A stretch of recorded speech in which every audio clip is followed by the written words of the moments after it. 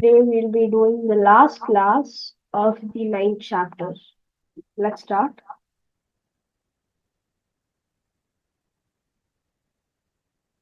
सदाशिवसमारम्भां शङ्कराचार्यमध्यमाम् अस्मदाचार्यपर्यन्तां वन्दे गुरुपरम्पराम्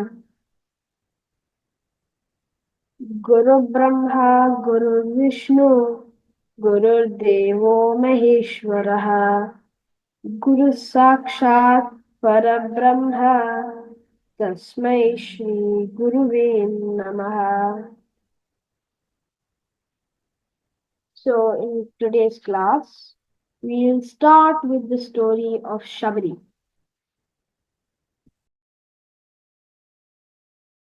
Hari Om everyone.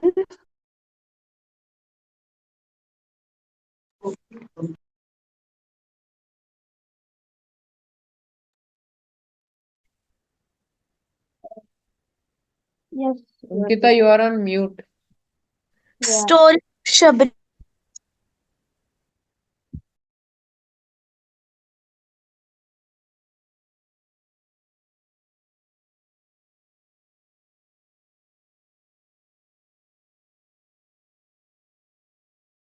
Rama. Next.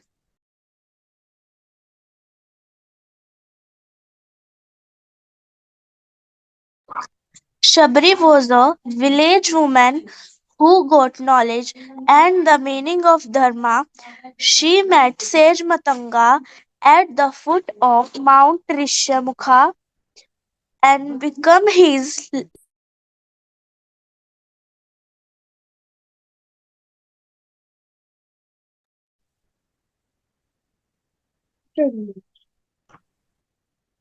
Nextly, serving sage Matanga. Shabri served Matanga with devotion for many years. She cleaned the ashram, replenished water jugs, and gathered fruits and tubers.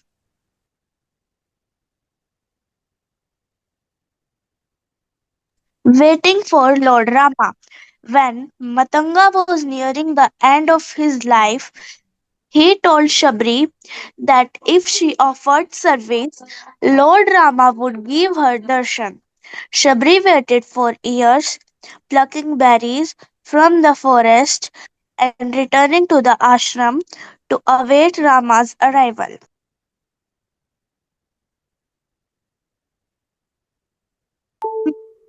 Lord Rama's response.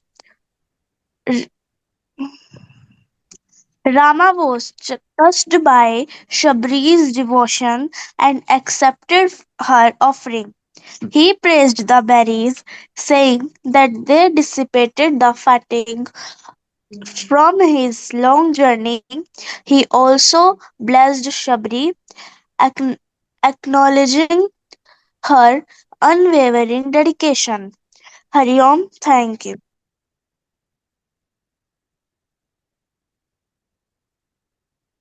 Thank you. That was a very nice story on the topic of bhakti. So, Shabri was someone who was waiting for Rama her entire life, for that one moment that she had believed that God would visit her, and she had got Lord Rama's darshan. And to give him the sweetest berries, she had taken a bite of them to not give him the sour or bitter ones. Despite so, Rama accepted her. That is the greatness of bhakti. Whatever you offer to Lord with devotion, He will always accept it. Thank you for the story. Let's move on to the first verse by Anmol. Hari Om everyone. In today's verse, I'm gonna chant 9.31. I request to repeat after me. क्षिप्रं भवति धर्मात्मा क्षिप्रं भवति धर्मात्मा शश्वत् शश्वच्छान्तिं न गच्छति शाश्वतशान्तिं निगच्छति कौन्तेय प्रतिजाहीन प्रतिजानीहि कौन्तेय प्रतिजानीहि नामे भक्त प्रणश्यति न मे भक्तः प्रणश्यति. The meaning of this verse is when we keep hearing theories about Lord Krishna, the person gets purified. He personally removes all the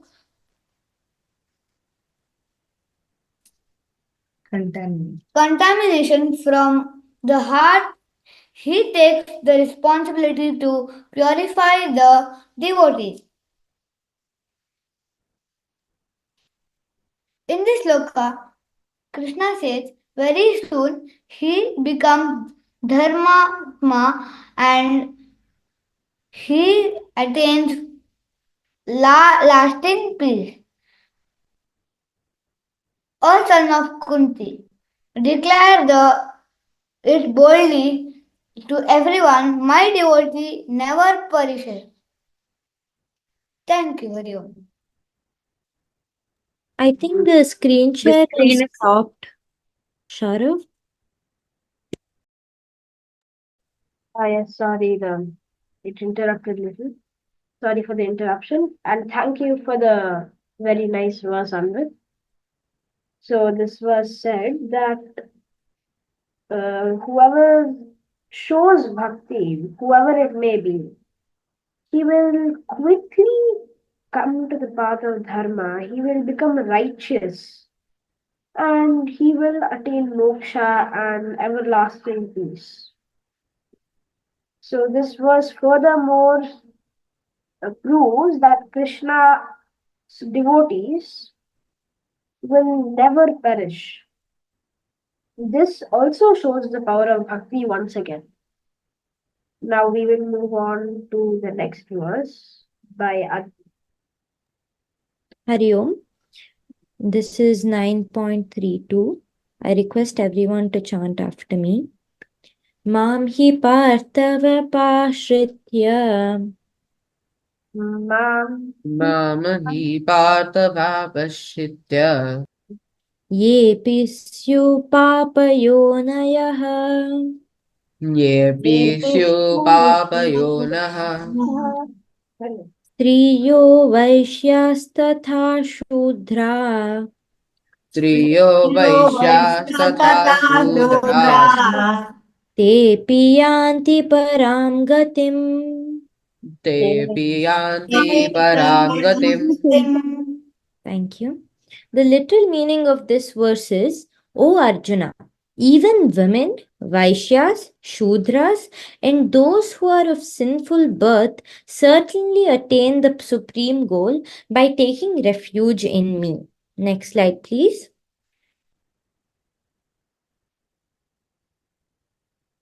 Next slide, please. Yeah. So this is a often misunderstood verse. Many people do not understand the deeper meaning of this verse and start to, criticize it in a wrong way. So Krishna says women will attain me if they take refuge. So this is no discrimination or nothing, feminist or such things. So women refers to emotional bondage. Compared to men, women have like more emotional characteristics. So even a big bodybuilder who has a gentle touch is said to have feminine characteristics. So Krishna says women who take refuge in me, who surrender to me, will certainly attain me. What is Vaishyas and Shudras? So we all are aware of the Varna system. This in our Vedas, it is classified based on three categories. One is Jati, the other is Karma, and the other is Guna. So Jati So jati is basically the family you are born to, the ancestors, the lineage that you come from. For example, I come from from a lineage of Brahmins. So I am also a Brahmin. So when you take birth, you are a Brahmin. And karma is based on the actions you do. So basically, Brahmin, most of them are priests. Kshatriyas are warriors. Vaishyas are said to be merchants, and Shudras are dasis, or the servants. So the action that you do, it determines your the caste that you are in.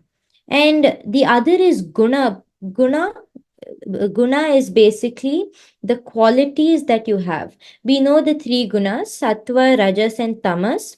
So it is said in the Vedas that Brahmins are believed to be predominantly sattva guna. Kshatriyas are primarily sattva guna and secondary is rajas. Vaishya is primary rajas and secondary tamas. And Shudras are predominantly and completely tamoguna people. So if you change your path and go in the right path, Krishna says, you will certainly attain me. Even the Vaishyas and Shudras will attain me. And what is sinful births? You might be wondering, how can a birth be sinful? How can you commit a sin when you are born? So this is basically the family that you are born to, the ancestral lineage that you come from, and also what you have done in your previous lives. The karma, the actions that you have done in your previous lives reflect on your present actions. So Krishna, we can take an example of Prahalada. He was born in a family which was very demotivating. His father was, completely against him chanting Lord's name, and he never appreciated him. So that is an example of sinful births.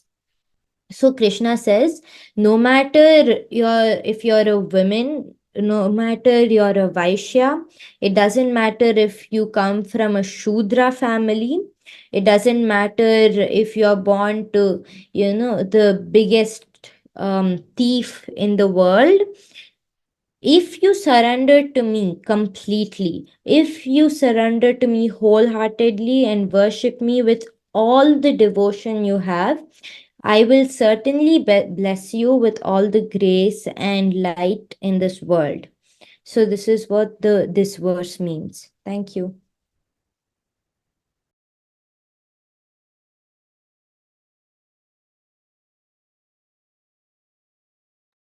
Thank you for the beautiful explanation on the verse 7, I mean 9.32.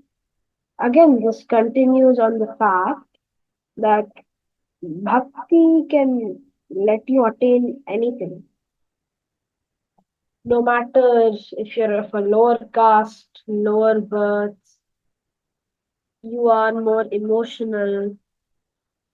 If you have bhakti, in the end, you will always reach moksha and the Lord. Now let us move on to the next verse, 9.33 by Ati, who will let us dive even deeper into this topic of bhakti. Over to you, Ati. Namaste everyone, myself Atit, and today I'll be presenting verse 9.3. I request all of you to repeat after me. Next slide please. Kim punarbrahmana punya Kim punar Punarbrahmana punya bhakta rajarshyastatha भक्ता राजसयस्तथा anityamasukham loka अनित्यमसुखं लोक मेमं प्राप्य भजस्व माम्. Minamam prapya bhajasvamam. Next slide. So the translation of this verse is, what then to speak about kings and sages with meritorious deeds? Therefore, having come to this transient and joyless world, engage yourself in devotion unto me. Next slide. So here Sri Krishna says that when even the most abominable sinners are assured of success on the path of bhakti, then why should more qualified souls have any doubt? Kings and sages should be even more reassured of attaining the supreme destination by engaging in bhakti. Shri Krishna then tells Arjun that a saintly king like you should become situated in the knowledge that the world is temporary and that the world is temporary and a place of misery. Engage yourself in steadfast devotion to me, the possessor of ultimate eternal happiness. Else the blessing of birth in a kingly and saintly family, good education, and favorable material circumstances will all be wasted if they are not utilized in the pursuit of the supreme goal. Next slide. He says that in this material world there are classifications of people, but after all, this world is not a happy place for anyone. It is clearly stated here, Anityam Asukham Lokam, that this world is temporary and is full of miseries and not habitable for any of saint gentlemen. This world is declared by the Supreme Personality of Godhead to be temporary and full of miseries. Some of the philosophers, especially the minor philosophers, say that the world is a false, but we can understand from the Bhagavad Gita that the world is not a false world, it is just a temporary world. There is a difference between temporary and false. This world is temporary, but there is another world which is eternal. This world is miserable, but the other world is eternal and blissful. So Arjuna was born in a saintly royal family. To him also the Lord says, take to my devotional service and come quickly back to Godhead, back home. No one should remain in this temporary world, full as it is with miseries.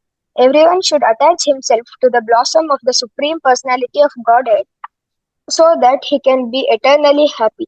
The devotional service of the Supreme Lord is the only process by which all problems of the classes of men can be solved. Everyone should therefore take to Krishna's consciousness and make his life perfect. Next slide. So let us take an example of a flower. A flower growing through a pavement symbolizes those who have hardships but still find devotion and bhakti and beauty and still reach God. A flower in the garden represents those with favorable conditions who also bloom spiritually.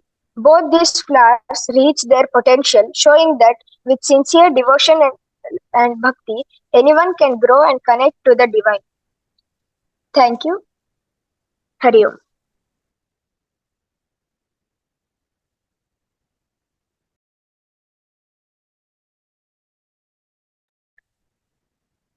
Thank you, Ati. That was also a very great verse. All of these verses that we had today till now have been talking about the what is it? How bhakti can make us reach any heights. Suppose even if we have a subject we're not so good at, imagine you're good at geography, but not so much at math. You're struggling at it, but with hard work, which in this case is bhakti, you can achieve anything. You can become good at both. So here what it says is, don't be discouraged by your disadvantages. And for people like us, we are very lucky to be born into families like this. We are encouraging spirituality. We are encouraging bhakti, hard work. For us, it should be very easy compared to others to attain moksha. So we should make use of this opportunity like Arjuna did and attain moksha here and now itself. Now, to the ending, I think it was Ankita who hadn't sent the PPT, so I'll share it on Google 1 second. Sarah, I think my verse is yet to be done. 9.34. Oh, yeah, Swastik, that day I hadn't received your PPT. Could you please share it? Yeah, give me 1 minute. Okay, Sorry, I one. wasn't able to send it. Give me 2 minutes, I'll send it to you. Okay, okay.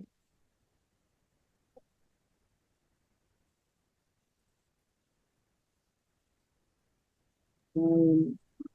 Swastik, you want to share it from your laptop only? I'm sure, ma'am, no problem. Either works for You me. can share. We can share it from there only. We Okay, save time. ma'am. I'll share it then.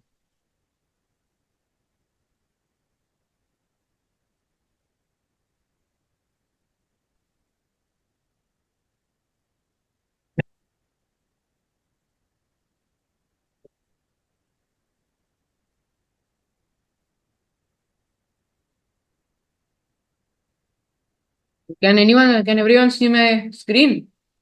Yeah. Yes. Okay.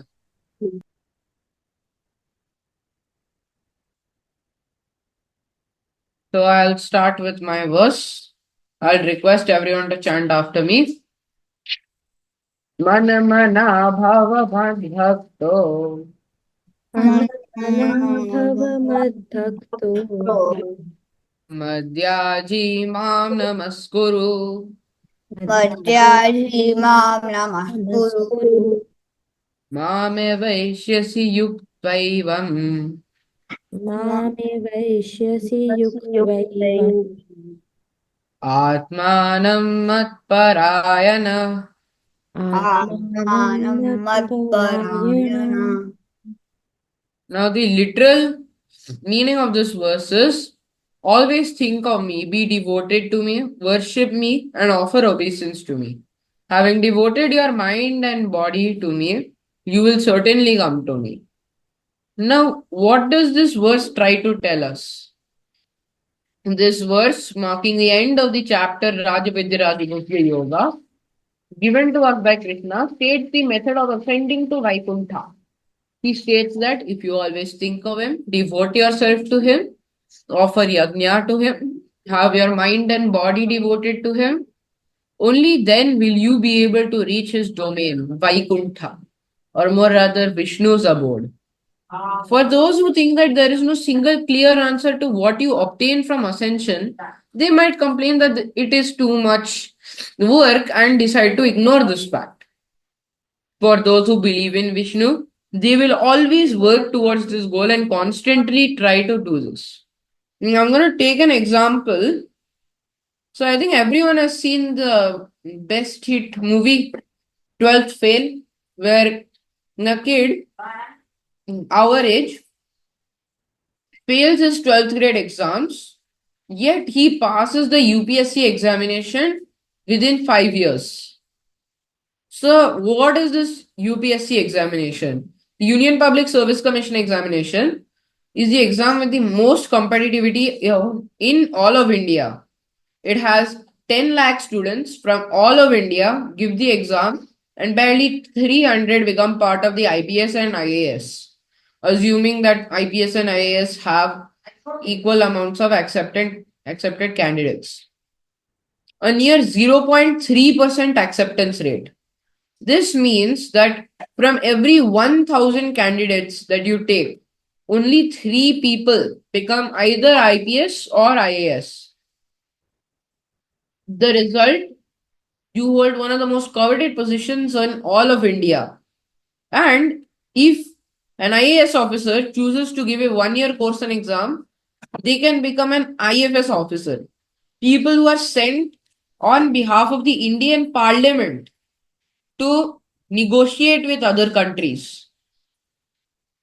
This in itself has lots of upsides, But the downside is more people don't go here because the UPSC exam is notorious for its very low acceptance rate, having a lower acceptance rate than one of the best institutes in the world, Massachusetts, MIT, the Massachusetts Institute of Technology, which stands at just 4% as of 2022. So, the similarity between these two is that the UPSC exam can be compared to achieving Vaikunta. To even reach the interview level, you must know the complete law by heart. You must have answered hmm, a set of multiple choice questions and a set of essay level questions.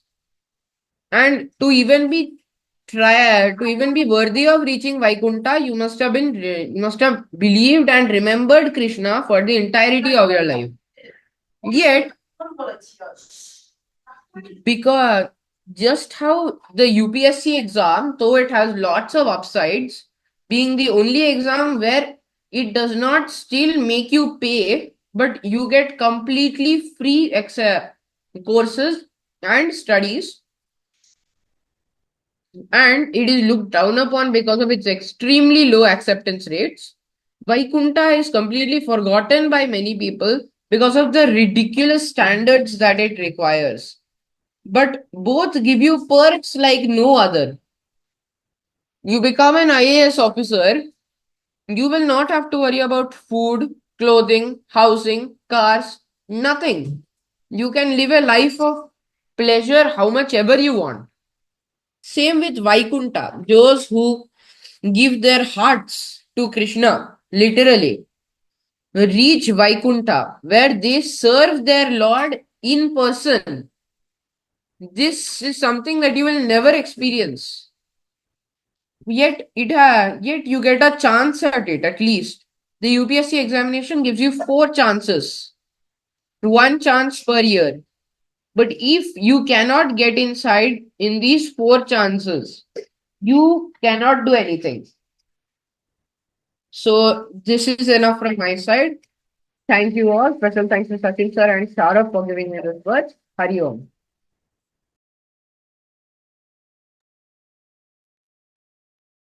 Thank you so much. He also gave a very nice example of the UPSC exam. Even though this exam is having extremely high standards, even I am surprised. Getting this will make you set for life. As Swastik said, this can be compared to Vaikunta, except Vaikunta is many levels higher. Imagine the bliss you get just by reaching Vaikunta and Moksha and serving the Lord. This is the true power of Bhakti. This is what the ninth chapter is trying to convey to us, the power of Bhakti. These will be the ending verses of the chapter. Now, I'm pretty sure the last ending is supposed to be recited by Ankita. Since you have not shared it, I will put it on Google. Please wait.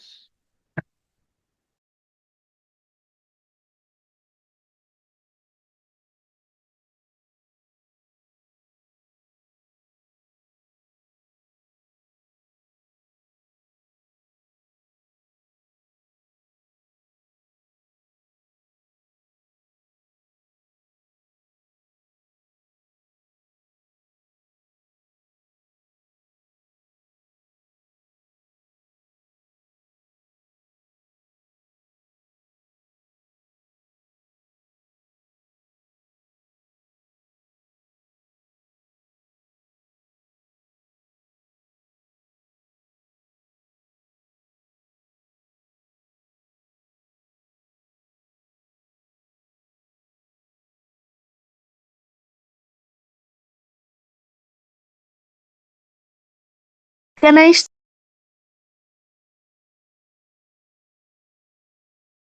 Okay, sure, Ankita. You can share. Ma'am does This chapter ending by Moksha. Ah, okay, yeah. So you have the access to share, right?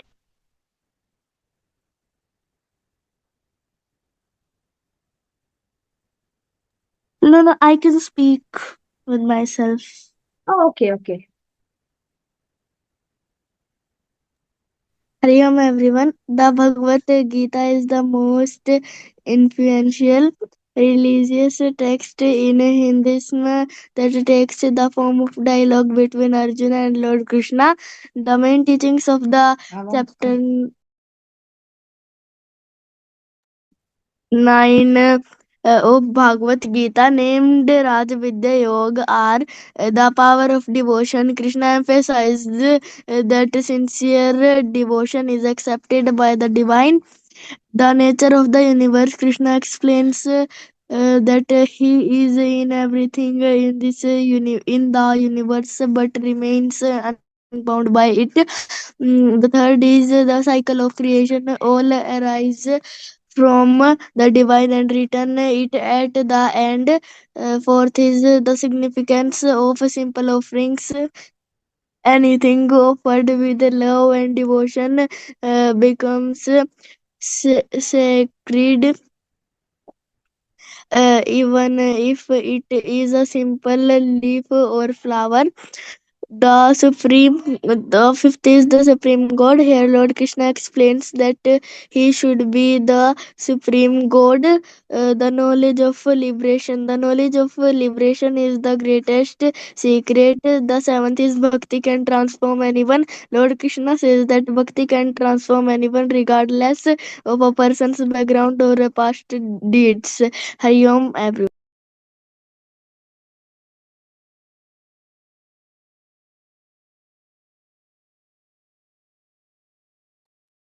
Thank you for the summary, actually.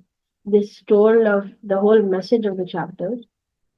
Now I will chant the ending of this chapter.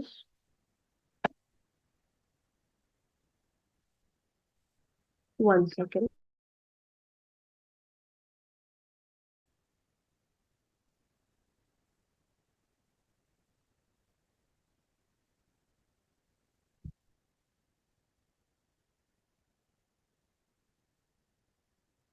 Okay.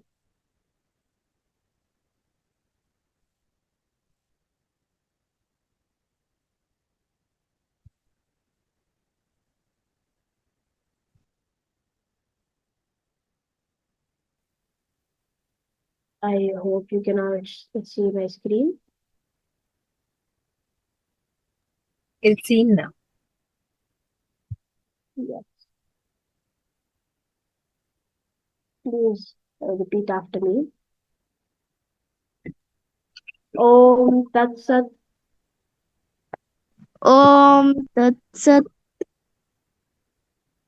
It is Srimad Bhagavad Gita. So Iti it is Srimad Srimad Bhagavad Gita Bhagavad Su Gita. Upanishatsu Upanishatsu Shatsu Brahma Vidyayam Brahma Brahma Vidyaya Vidyayam Yoga Shastre Yoga Yoga Shastre Shastre Shri Krishna Juna Samvade Sri Shri Krishna Arjuna Samvade Rajavidya Rajaguhya Yogo Rajavidya Rajavidya Rajaguhya Yogo Nama Navamodhyayah.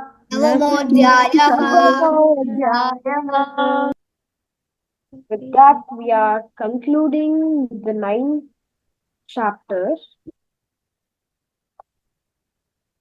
Now we will end with the Purnamada Purnamidam.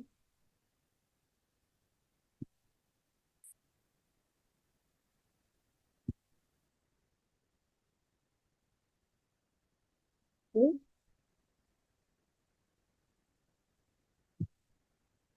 Purnamada Purnamidam Purnat पूर्णमुदच्छते पूर्णस्य पूर्णमादाय पूर्णमेवावशिष्यते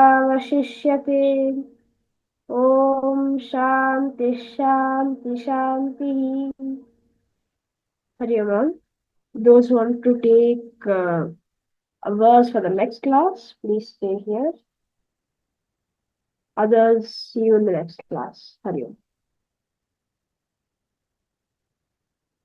Ma'am, who is taking the next class? One I of you am is taking the noting next down, no? class for moderation. Okay. So Swastik will note down, no? Whoever is I'll leading. note all the names down. Okay.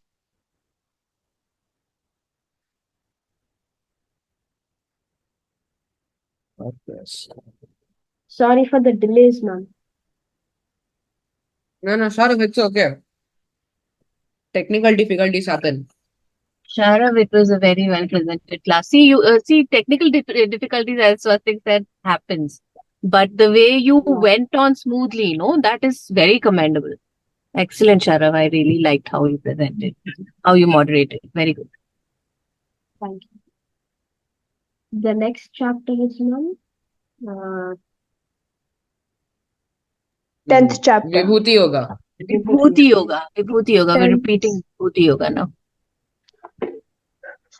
Yeah. Anyone else? I got 5 names already. Oh, 1 second, Swastik. I have to raise my hand. Yeah. Okay.